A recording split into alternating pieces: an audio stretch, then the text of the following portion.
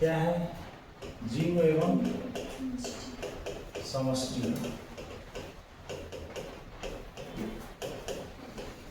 मोक्ष लाए ये वाले, है ना? चलो देख लेना तुम लोग, है ना? अनुकूलन क्या पढ़ने जा रहे हैं आज? अनुकूलन। अनुकूलन से क्या मतलब होता है? अनुकूलन का मतलब क्या होता है? जीवों का वह गुण, जीवों का वह गुण, कौन सा गुण? जैसे व्यवहारिक, और बात कर ले कार्य की, अकार्य की,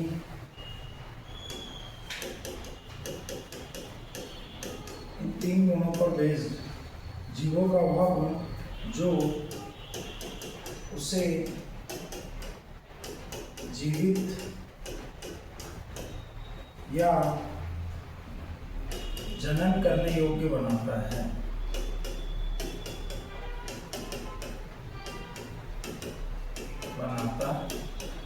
क्या कहलाता है? अनुकूलन। अनुकूलन का मतलब यह होता है कि अजैविक कारकों के प्रति, अजैविक कारकों के प्रति हम किस प्रकार से अपने शारीरिक या व्यवहारिक या आकारिकी या कार्यकी परिवर्तन लाकर हम उस अजैविक कारक का प्रभाव निष्क्रिय कर सकते हैं, है ना? उसी को क्या कहा जाता है? अनुकूलन। क्या कहा जाता है? अनुकूलन। अनुकूलन कुल मिलाकर जीवित रहने के लिए किसी भी जीव के अंदर पाया जाने वाला बहुत ही महत्वपूर्ण गुण है, जो या तो व्यावहारिक तौर पर कैसे? जैसे हमको ठंड लग रही है तो ठंड लगने की स्थिति में हम क्या करेंगे? कपकपाएंगे, है ना? गर्मी की स्थिति में हमारे शरीर से क्या निकलेगा? पसीना निकलेगा। तो ये किसके एग्जाम्पल्स हैं? अनुकूलन के। किसके एग्जाम्पल्स हैं? अनुकूलन के, है ना? आकारिकी के आधार पर कैसे?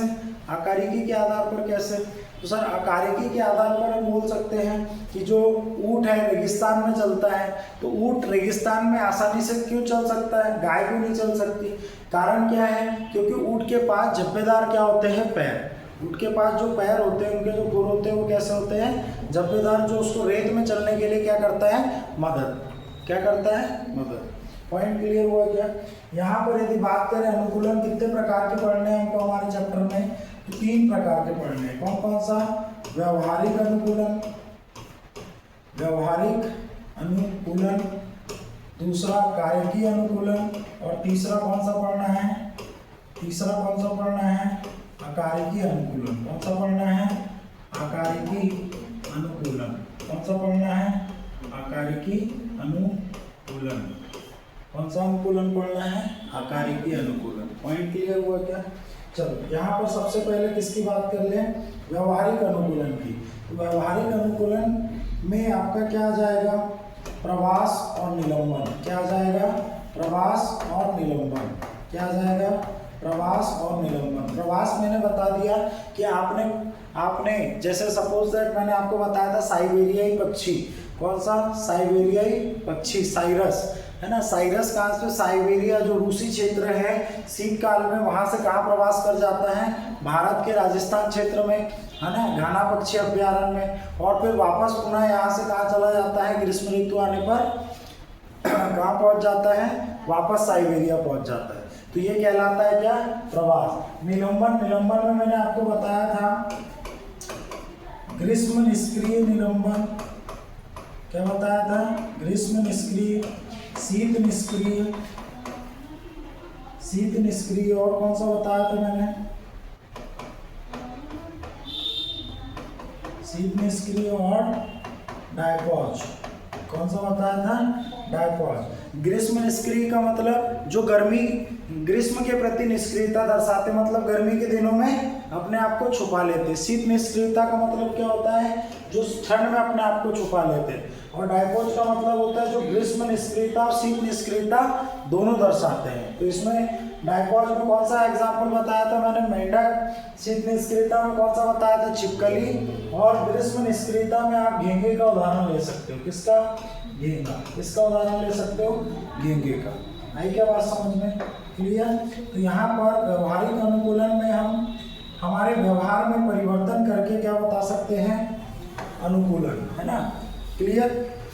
यदि हम बात करें किसकी किसकी किसकी बात कर ले, यदि कार्यकी अनुकूलन की, किसकी? कार्यकी अनुकूलन। कार्यकी अनुकूलन का मतलब क्या हो गया बेटा? पहले अपन कौन सा देख लेते? अकार्यकी अनुकूलन, है ना? अकार्यकी अनुकूलन में कौन आ जाता है? मरुस्थलीय पादप। कौन आ जाते हैं? मरुस्थलीय पादप। मरुस्थलीय पादप कैसे आ रहे हैं भाई? आपने देखा होगा कि जो राजस्थान में पानी की क्या होती है? कमी, जिसके कारण उनकी पत्तियां कैसी होती है? मोटी। पत्तियां कैसी होती है? इनकी जो पत्तियां होती है, पत्ती कैसी होती है? मोटी। मोटी होने से क्या होगा सर? मोटी होने से क्या होगा? मोटी होने से क्या होगा? ये मोटी पत्तियां होने के पीछे कारण ये होता है, इनमें क्या पाए जाते हैं? क्यूटिकल्स। क्या पाए जाते हैं? क्यूटिकल्स। मतलब पत्तियों में जो छिद्र पाए जाते हैं वो छिद्र अंदर की तरफ क्या होते हैं? धसे होते हैं। और जब ये मोटापन होता है तो ये धसे होने के कारण यहाँ से वाष्पोत्सर्जन की क्रिया कैसी हो जाती है? कम। वाष्पोत्सर्जन की क्रिया कैसी हो जाती है? कम। जिससे पौधों द्वारा जितना जल अवशोषित किया जा रहा है उसका बहुत ही कम मात्रा में जल का क्या होता है? उत्सर्जन होता है। पॉइंट क्लियर हुआ क्या? दूसरी चीज यहाँ पर कैम साइकिल। कैम साइकिल कौन सा cycle? Cam cycle. Cam cycle क्या होता है? जिसमें आपका रंध्र जो होते हैं, रंध्र बोले तो जो छिद्र होते हैं वो कब खुले होते हैं?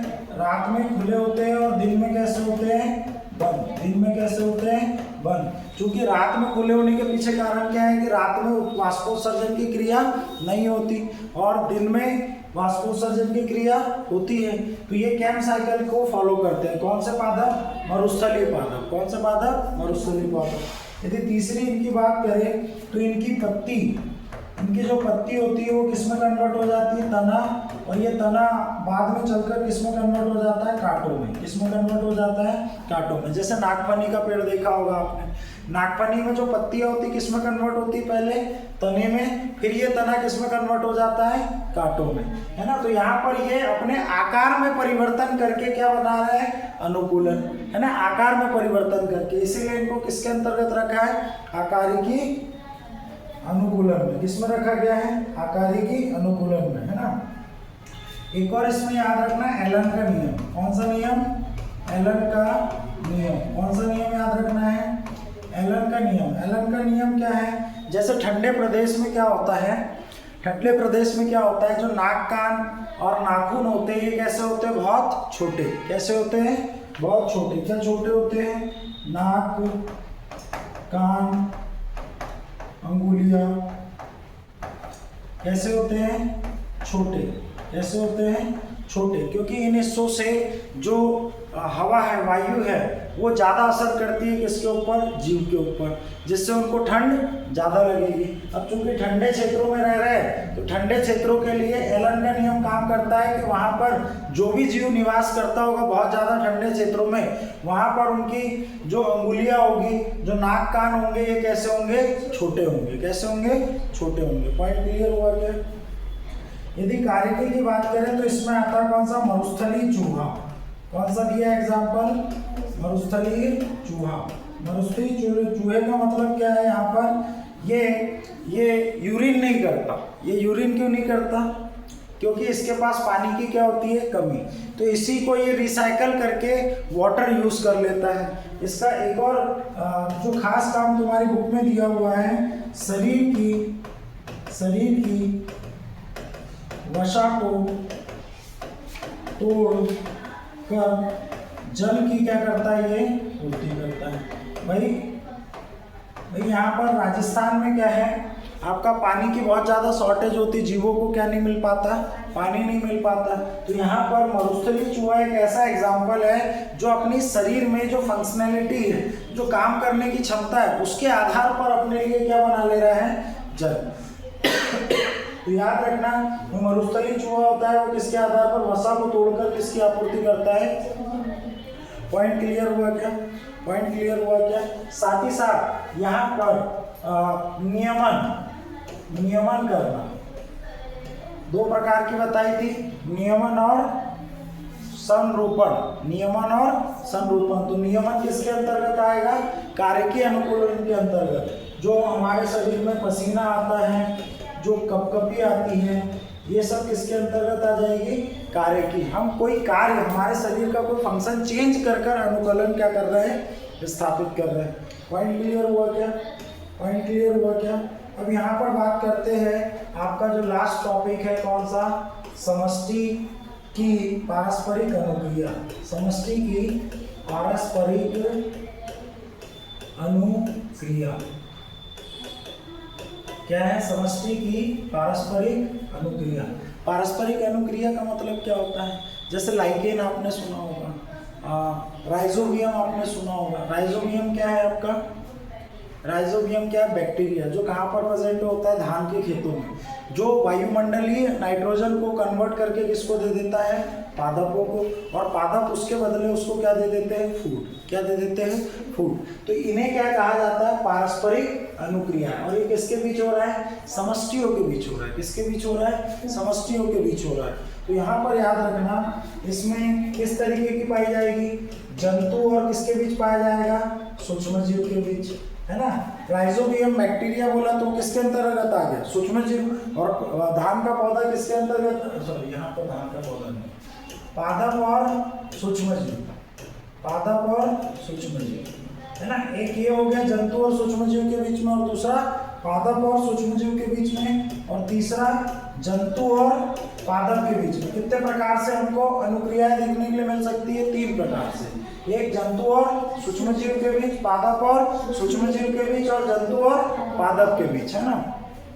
यदि हम यहाँ पर बात करें कि हो सकता है कि यहाँ पर जो संबंध स्थापित हो रहा है उन दोनों को ही लाभ हो, उन दोनों को ही लाभ हो, या उन दोनों में से किसी एक को लाभ हो, किसी एक को लाभ हो, या हम बोल सकते हैं किसी एक को क्या हो? हानि हो। या हो सकता है कि ना तो लाभ हो ना तो हानि हो। आई क्या बात समझ में? ना तो लाभ हो ना तो हानि हो। तो इसके अंतर्गत हम कितने प्रकार की अनुक्रियाएं देखते हैं, यहाँ पर दिमाग में रखना, है ना। ये इंपॉर्टेंट पॉइंट है आपके चैप्टर का। मैं यहाँ पर बहुत शॉर्ट इसमें समझा दे रहा हूँ, चीजों को दिमाग में रखना, है ना। सबसे पहली बात क्या करें अपन? कितने प्रकार की अनुक्रियाएं दिए? सबसे पहले क्या दिया है? सहोकारिता। क्या दिया है? सहोकारिता। क्या दिया है? सहोकारिता, या इसको बोलते हैं सहजीविता। सहोकारिता या सहजीविता। दूसरा यहाँ पर याद रखना है आपको, स्पर्धा। दूसरा क्या याद रखना है? स्पर्धा। तीसरा परभक्षण या परजीविता। परभक्षण या परजीविता। परभक्षण या परजीविता। और चौथा याद रखना है सहभोजिता। चौथा क्या है? सहभोजिता, है ना। यहाँ पर जो सहोकारिता होगी या सहजीविता होगी, इसमें जो दोनों समष्टियाँ होगी, दोनों समष्टियाँ कैसी होगी? लाभान्वित होगी। दोनों समष्टि को क्या होगा? लाभ। दोनों समष्टि को क्या होगा? लाभ, है ना। दोनों समष्टि को यहाँ पर क्या हो रहा है? लाभ। आई क्या बात समझ में? स्पर्धा की यदि हम बात करें तो स्पर्धा में क्या होती है? विभिन्नताएं। स्पर्धा की कब होती है? जब बहुत सारी विभिन्नताएं होती हैं, है ना। इसको हम समझ सकते हैं डार्विनवाद से। किससे समझ सकते हैं? डार्विनवाद से। डार्विनवाद का मतलब क्या है? कोई जीव तभी सरवाइव करेगा जब उसमें विभिन्नताएं मौजूद हो। विभिन्नताएं मौजूद होने का मतलब अलग अलग परिस्थितियों में अपने आप को अलग अलग तरीके से चेंज करके वो अपनी अस्तित्व को बनाए रख सकता है। Point clear? यदि परभक्षण या परजीविता की बात करें तो यहाँ पर परभक्षिता या परजीविता का मतलब क्या हुआ? भाई जू आपके सर पे रह रही है, जू आपके सर पर रह रही है, आपके शरीर से खून चूस रही है। तो यहाँ पर जो परभक्षण या परजीविता, आपके तो ब्लड का लॉस हुआ परंतु उसका तो पोषण हुआ। तो यहाँ पर एक जाति को कैसा होगा? लाभ। क्या होगा? लाभ। इसको याद रखना, इसको प्लस से दर्शाते हैं। और दूसरी जाति को क्या होगा? दूसरी जाति को क्या होगा? हानि। दूसरी जाति को क्या होगी? हानि। दूसरी जाति को क्या होगी? हानि। आई क्या बात समझ में? है ना। और सहभोजिता में क्या होगा? एक जाति को क्या होगा, लाभ, एक जाति को क्या होगा, लाभ, है ना। और दूसरी जाति को ना तो, दूसरी जाति को ना तो लाभ ना हानि, है ना, कुछ नहीं होगा। मतलब यहाँ पर केवल एक जाति फायदेमंद रहेगी। तो स्वावकारिता या सहजीविता में क्या होता है, दोनों समष्टियां क्या होती है, लाभान्वित होती है। स्पर्धा में जिसके पास विभिन्नताएं होगी वो सरवाइव करेगी, है ना। यहाँ पर डार्विनवाद का सिद्धांत काम करता है। परभक्षण या परजीविता का मतलब क्या होता है, जिसमें एक जाति लाभान्वित होगी और दूसरी जाति को इससे हानि होगी। तीसरी बात करें सहभोजिता, एक जाति को लाभ होगा और दूसरी को ना तो लाभ होगा ना ही हानि होगी। यदि हम यहाँ पर इसके एग्जाम्पल्स देखें, क्या देखें, एग्जाम्पल्स, क्या देखें, एग्जाम्पल, तो इसमें क्या आ जाता है, लाइकेन, लाइकेन क्या आ जाता है, लाइकेन। ये कवक और शैवाल के बीच की कड़ी कही जाती है। किसके बीच की, कवक और शैवाल के बीच की कड़ी कही जाती है ना। शैवाल, शैवाल, अच्छा शैवाल है, शैलाल लिखी है। कवक और शैवाल के बीच की क्या कही जाती है, कड़ी, है ना। यहाँ पर शैवाल इसको भोजन बना कर दे देता है और जो भी न्यूट्रिएंट्स है वो ये कवक इसको शैवाल को पहुंचा देता है। पॉइंट क्लियर, है ना। यदि यहाँ पर हम बात करें परभक्षण, तो मनुष्य और जीवाणु, है ना, मनुष्य और जीवाणु। कैसे, मैंने बोला आपको टाइफाइड हो गया, कौन सा बैक्टीरिया जिम्मेदार होता है, साल्मोनेला टाइफी। कौन सा होता है, साल्मोनेला टाइफी। अब ये बैक्टीरिया को तो मजा आ रहा है, पर आप तो कमजोर होते जा रहे हो डे बाय डे। आई क्या बात समझ में। तो यहाँ पर एक को लाभ हो रहा है और दूसरे को हानि। और तीसरी यदि बात करें तो यहाँ पर याद रखना, आम के पेड़ पर, आम के पेड़ पर आर्किड, आम के पेड़ पर आर्किड, है ना। आर्किड बोले तो बेलनुमा संरचनाएं होती है जो आम का पेड़ होता है। आम को इससे कोई नुकसान नहीं हो रहा, परंतु यहाँ पर आर्किड का फायदा जरूर हो रहा है। तो यहाँ पर एक जाति को लाभ और एक जाति को कुछ ना तो लाभ ना तो हानि। हाँ, आर्किड बताया ना, बेला टाइप से स्ट्रक्चर होता है। आई क्या बात समझ में, क्लियर हुआ क्या, अरे भाई क्लियर हुआ क्या।